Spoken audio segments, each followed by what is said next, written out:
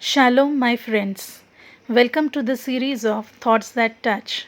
I'm glad to share with you the beautiful insights that I came across in my journey of knowing my God and His various dimensions. It has blessed me personally, and I hope it will bless you too. Do share it with others and be a channel of blessings. God as a Judge. Genesis chapter 5 to chapter 9. There was flood in the time of Noah. Why flood took place in Noah's time? Genesis chapter 6 and verse 5. Lord observed the extent of human wickedness on the earth. Everything they thought or imagined was consistently and totally evil. It broke Lord's heart. Earth had become corrupt. It was filled with violence. In verse 12 it says, He observed all corruption in the world, for everyone on the earth was corrupt. Outcome of evil thoughts and imaginations led to varieties of sins, wickedness, corruption, and violence prevailed. Then God came to a decision. In verse 13, He said, I have decided to destroy all living creatures, for they have filled the earth with violence. Yes, I will wipe them all out along the earth. Friends, when you listen the above reasons for flood, do you think any reason is absent in our present time? What is happening around us? But mankind still today is busy in all the above sins, and that has made God unhappy to an extreme. We are in midst of pandemic of corona. It's necessary that we each of us ponder on what is happening in us personally and around us.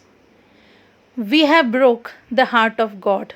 The very purpose why He created us has lost its meaning because of our sins. But thanks to our loving Heavenly Father who loves us. In Jeremiah 31:3 He says, I have loved you, my people, with an everlasting love. With unfailing love I have drawn you to myself. Just as God made Noah to build the ark, a saving grace, today God is reminding us about His Son Jesus, who is our saving grace, who took our sins on Himself. Our punishment He took on Himself and paid our price. He is our ark of protection, even in today's time. Before it's too late, come under the shelter of His loving arms. Repent for your sins and take Jesus as your personal Savior in your heart in order to live an eternal life of heaven. Who is worthy to take away my sins?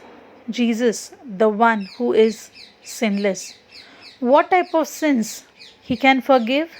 Each and every sin, from small to worst, from open to hidden. Can He give me moksha, eternal life?